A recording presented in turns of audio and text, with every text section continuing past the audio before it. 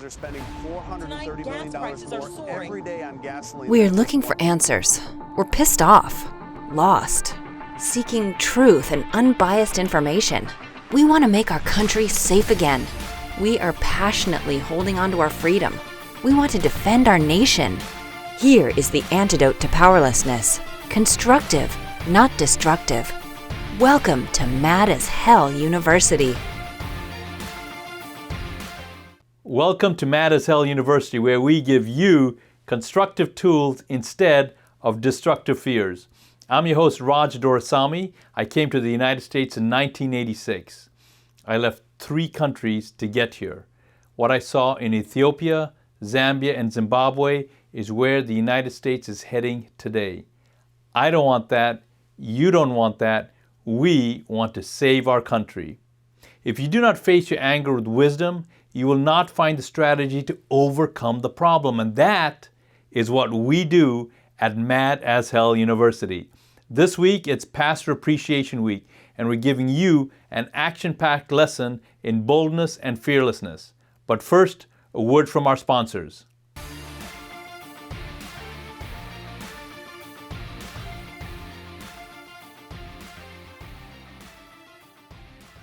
Welcome back, Defenders. Today, we're talking about boldness and fearlessness. That's right, boldness and fearlessness. I bet you haven't heard many conversations on those topics lately. These are critical topics for our world today because there's so much fear and hopelessness. As pastors, your job is to deliver the good news. And that is not just that Jesus is coming back to save us from the gloom, doom, and boom. Jesus already did the saving. We need to follow up with bold action steps and fearless preparedness. And what's the best way to conquer fear? Prepare to face it. With us today is Sig Swanstrom, author of Gods, Guns, and Guts of Firearm Defense, the Bible View, and a 4-part preparedness manual, Prepared, Ready to Roll. Sig, welcome to the program. Pleasure to be with you. You are doing things that really I haven't heard a lot of pastors talk about. You're very bold. I admire your courage. You feel that this is something that's very important today. And you recently were at a conference. Tell us a little bit about what you heard at that conference, Sig. A few weeks ago, I attended a conference put on by the Faith-Based Security Network. And I'll put in a little plug for them here, Faith-Based Security Network. I don't remember if it's .org or .com, but they are really the premier organization in the US that's dealing with church and church property security and protection for congregations. And we have a program through Texas Republic Farms Academy that provides security surveys for churches and some basic training for safety teams. And we tend to call them safety teams, by the way, and not just security teams, because we provide and believe that these people should be medically trained as well as trained in different security protocols. So, we're involved in that, but the Faith-Based Security Network is kind of an umbrella organization.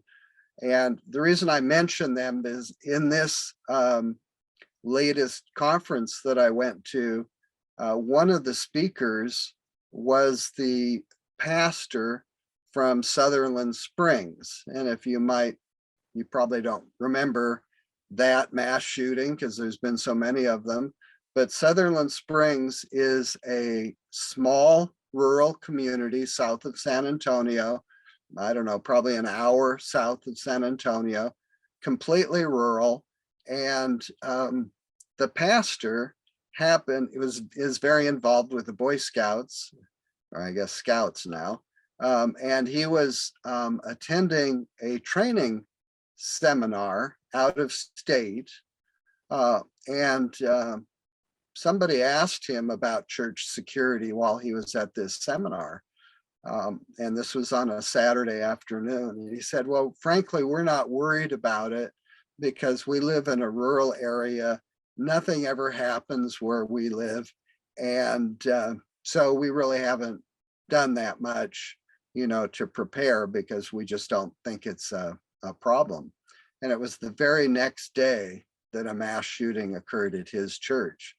That was the one where the assailant came with an AR-15 and started shooting through the door of the church. And immediately, it turned out to be a woman giving an announcement was behind the pulpit.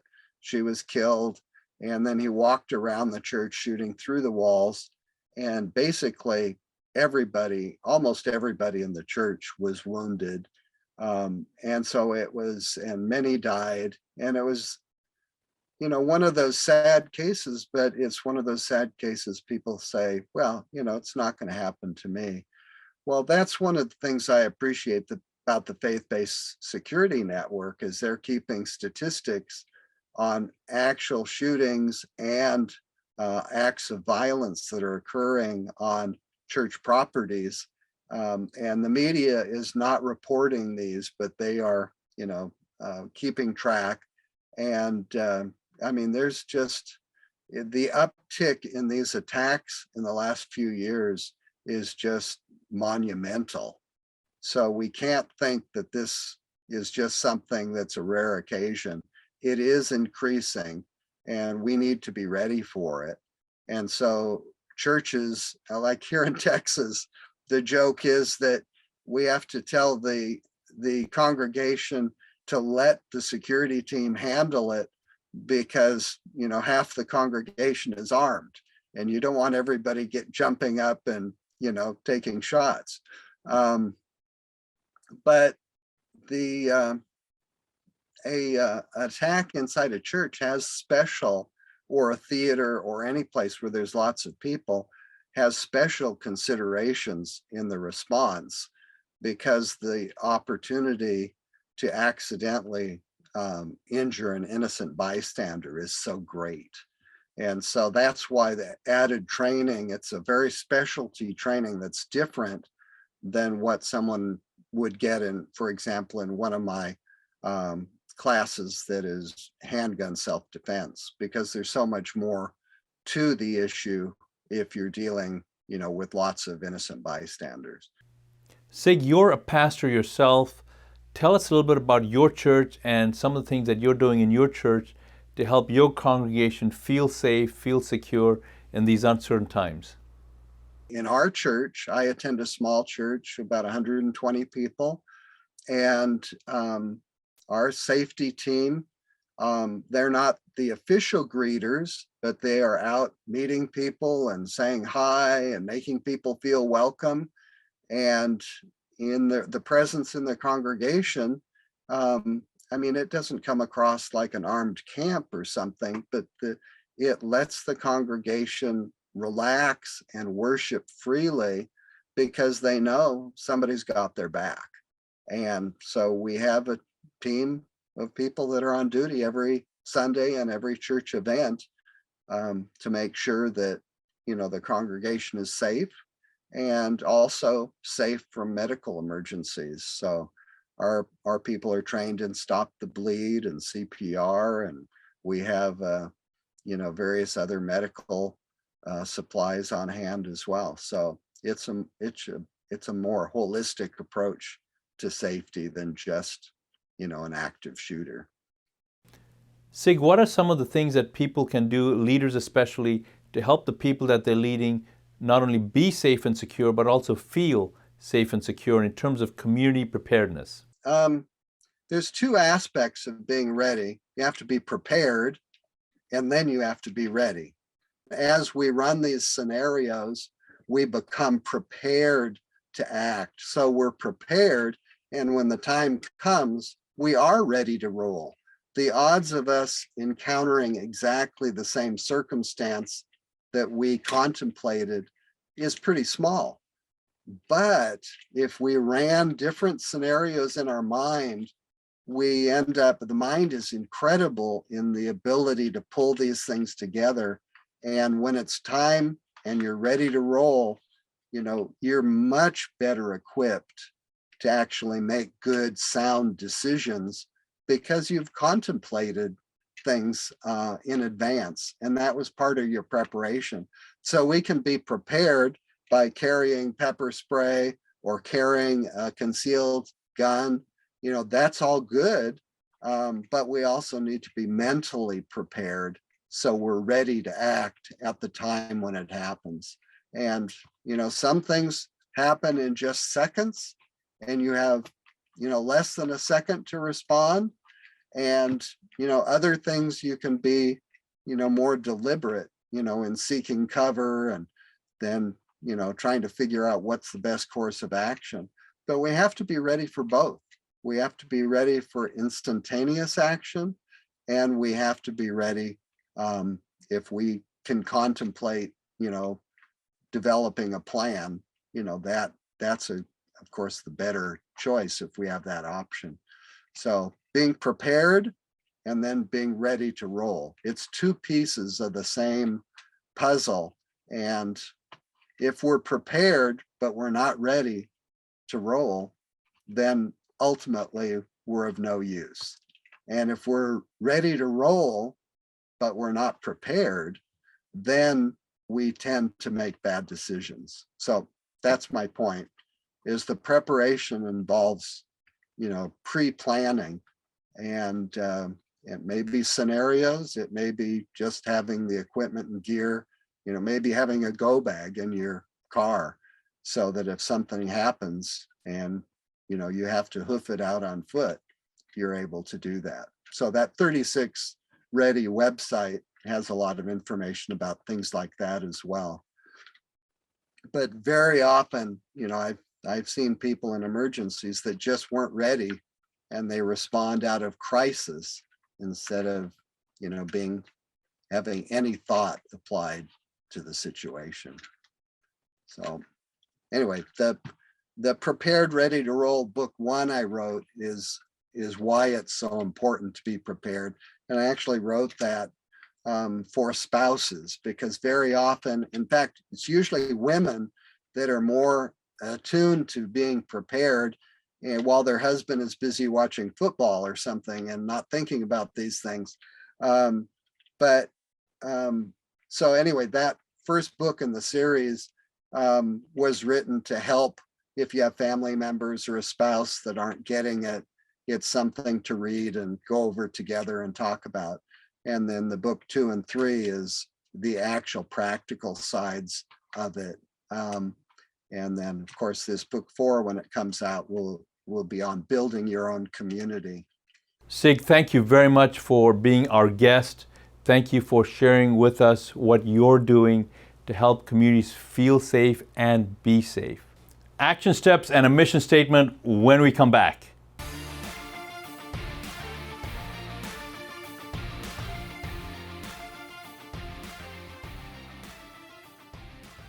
Welcome back, Defenders. It's time for action steps.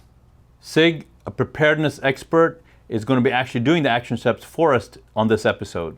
First, I think is to conclude what it is you're preparing for. Are you preparing for the zombie apocalypse, or are you preparing to try to avoid being a victim of a crime? What is it you're preparing for? Are you preparing for civil unrest? I mean, there's lots of different pieces to this.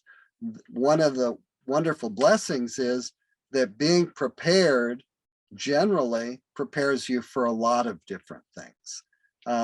So the issue of psychologically being prepared and physically being prepared is important.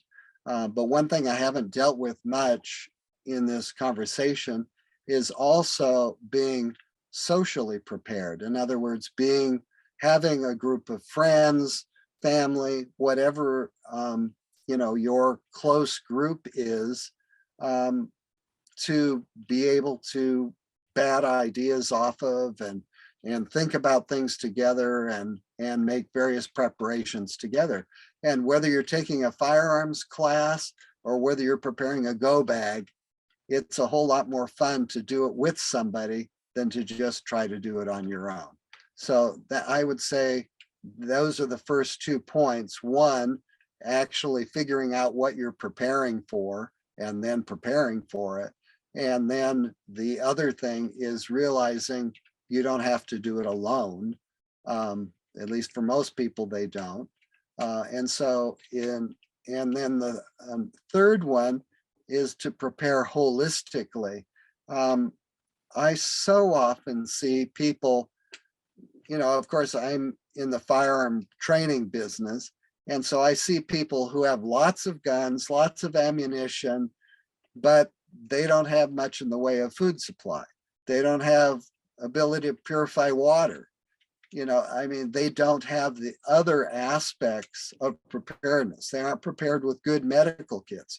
It's not a matter of a first aid kit. What if you can't get to a doctor? What if it's just up to you to handle that emergency?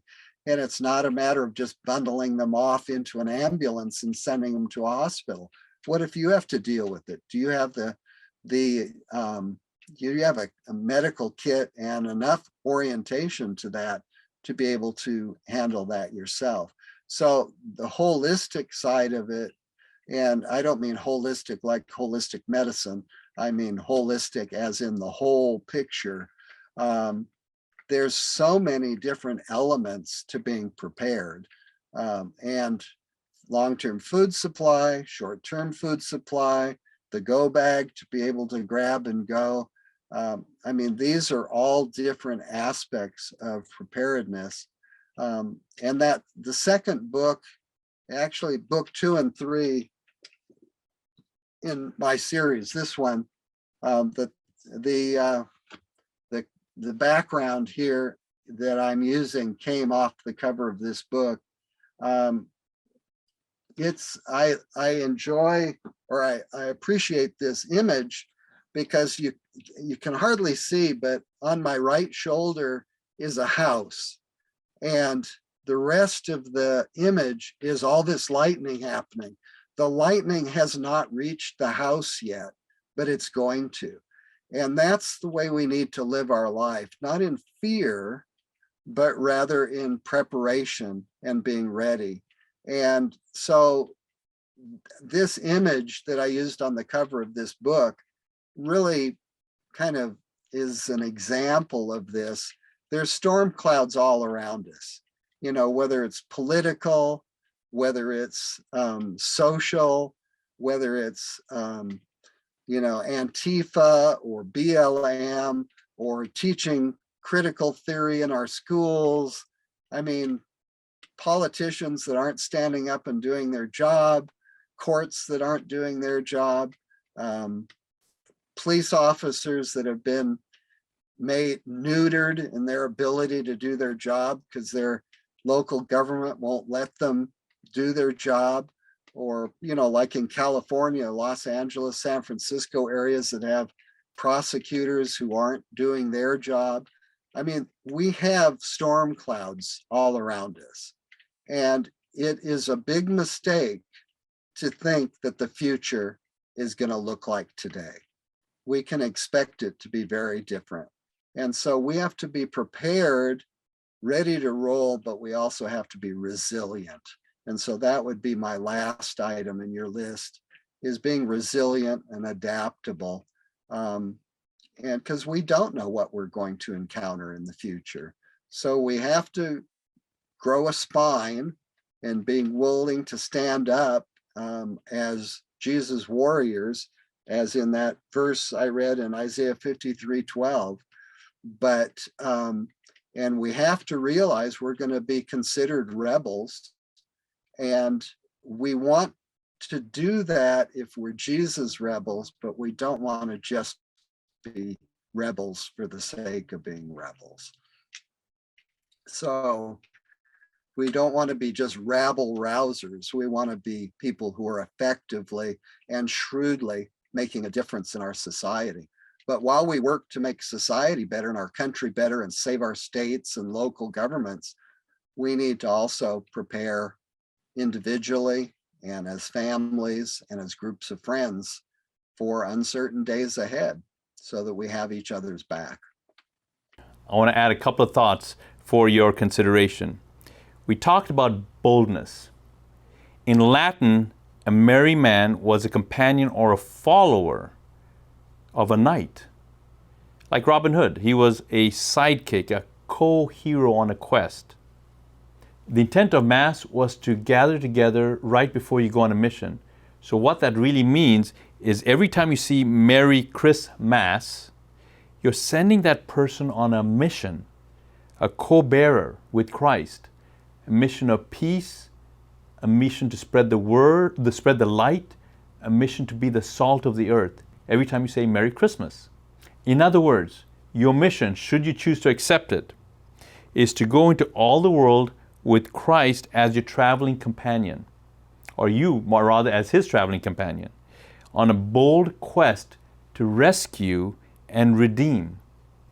The gospel should be pushing back against darkness with light, with goodness, with authenticity, because light and love are powerful. So it's a message of the Messiah to rescue, redeem, heal, and bring the life and message of Christ in your actions to the world around you.